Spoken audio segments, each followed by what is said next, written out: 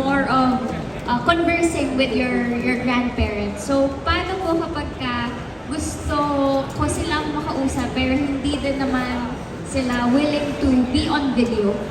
Would you consider creating like a podcast for conversations, a way of telling stories din po? Okay, thank you. So, parang two parts yung question mo, no? Well, una, meron talaga akong podcast, the Howie Severino podcast. That is a very popular medium na nauso lalo na ng pandemya dahil hindi tayo makalabas, di ba? But a podcast, all you need is audio. And you can even have video as long as it's, online video. So, yeah, I mean, anyone can now do a podcast. But because so many people are doing podcasts, the way to get eyeballs is just to have interesting conversations with people. So doon sa unang mong tanong is, paano kung hindi willing yung mga kamag-anak mo, lolo, lola? Well, wala naman pilitan ito, no? So, that's where the challenge comes in. Kasi nga, pati kami mga journalists, mga professionals, na-challenge kami madalas dahil minsan sa unang request, mati-deny din kami.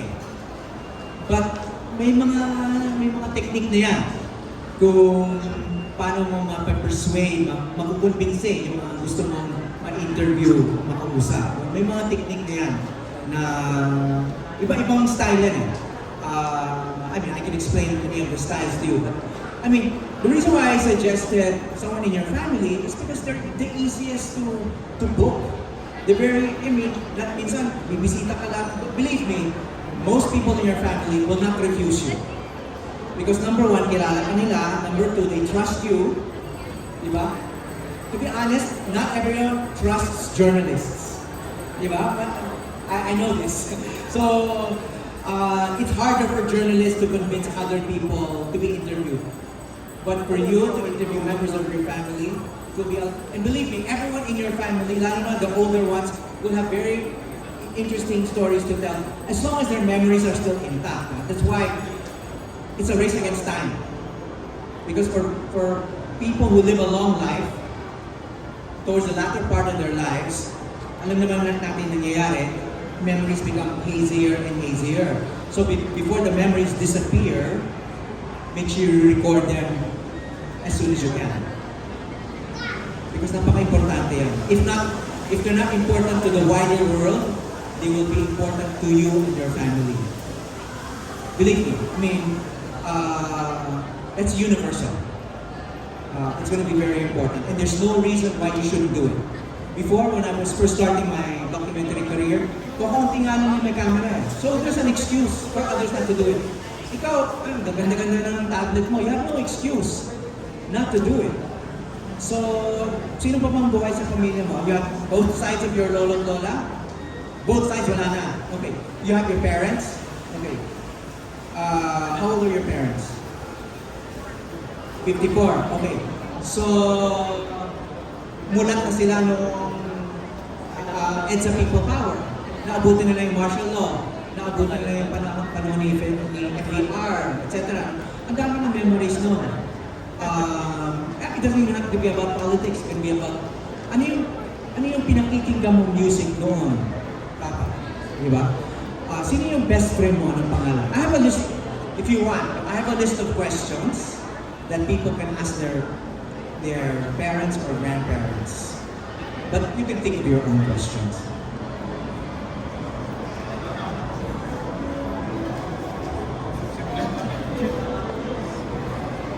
Hi, Sir Howie. For the benefit of our audience today, who I believe are very interested to become documentarists, can you give some of the qualities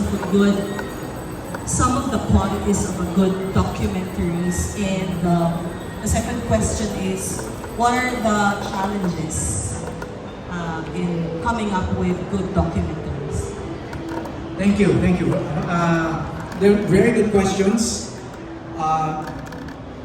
I could spend the whole semester answering them, but I will try to answer them in just a couple of minutes. So what are the qualities of a good documentarist?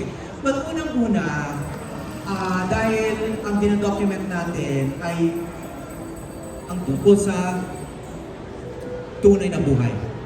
Hindi tayo mga director ng pelikula, ng mga feature film, di ba? Hindi tayo gumagawa ng Firefly or Rewind. No?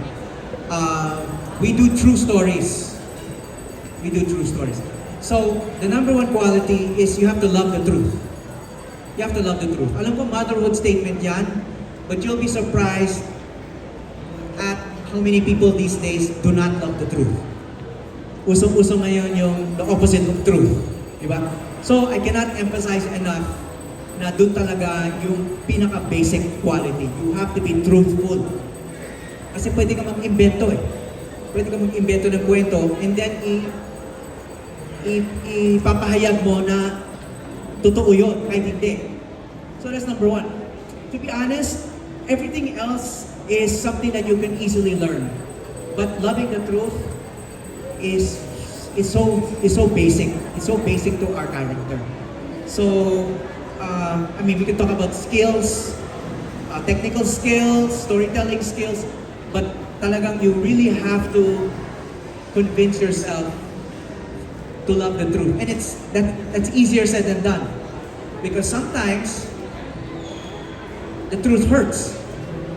Di ba kami mga journalists, sometimes kailangan namin ilabas yung katotohanan kahit delikado. Kahit may magagalit. Kahit na labag sa sarili nating interes. Di ba? So hindi lahat ng truths ay madaling alamin at madaling ipahayag. So, that's connected to the second question, which is the challenges, di ba? Because yun nga, to find the truth sometimes is difficult.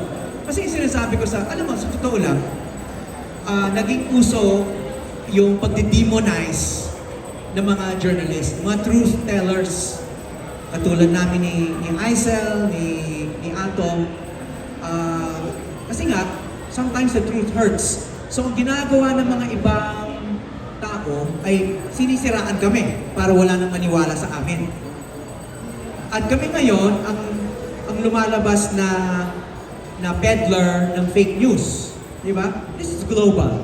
This is not just for the Philippines. This is global na sinisiraan yung mga journalists para yung lalo mga political leaders can get away with telling lies without anyone questioning them. Kasi yung mga nagki-question sa kanila, mga katulad namin journalists. So kung sirang-sira na kami, o de makakalusot sila. Di ba? So kasama yan sa mga challenges. Pero sinasabi ko sa iba, kasi marami kasing naniniwala. Marami naniniwala sa mga politiko na kami mga journalists, wala na kaming ginawa kundi maglabas ng mga kasinungalingan. Ang sinasabi ko, manood lang kayo. Manood lang kayo sa mga ginagawa namin. Kasi kung talagang pakay namin man na maglabas ng kasinungalingan, hindi na kami lalabas ng bahay. Di ba? Makikita niyo naman na pag may bagyo, nandun kami. Pag may gera, nandun kami. Pag may sunog, nandun kami. Bakit kung ang pakay namin maglabas ng fake news, bakit pa kami lalabas ng bahay? Ay mga talagang gumagawa ng fake news, hindi na lumalabas ng bahay. Madali naman mag-invento eh. Pero mahirap maghanap ng katotohanan. So, and that leads me to siguro my main message is, kasi minsan tinatanong ako, di ba mahirap maging journalist? Kasi nakikita nga yung trabaho namin, di ba mahirap? So, lagi kong sinasagot sa kanila, yung narinig ko sa isang professor, isang tanyag na professor kung saan ako nag-aral. No? Sabi niya, huwag niyong tanungin kung mahirap. Tanungin niyo kung mahalaga. Kasi nothing worthwhile in this life. See, lahat naman mahirap eh. And not just journalism. To manage the small is hard. Diba? And hindi naman yun, alam na natin yun eh. But for you and your family and all the mall goers, important that you manage it well. So, huwag nyo nang tanungin kung mahirap yung isang bagay, tanungin nyo lang kung mahalaga. Kasi if you've convinced yourself na isang bagay, isang misyon ay mahalaga, maghahanap ka ng paraan para gawin yun. Hindi ka maghahanap ng dahilan na hindi gawin yun. Kasi mahalaga eh. And that applies to almost anything. Pangliligaw, sa negosyo, sa pag-aaral. Huwag niyo tanungin kung mahirap. Tanungin niyo kung mahalaga. Sige, maraming salamat po.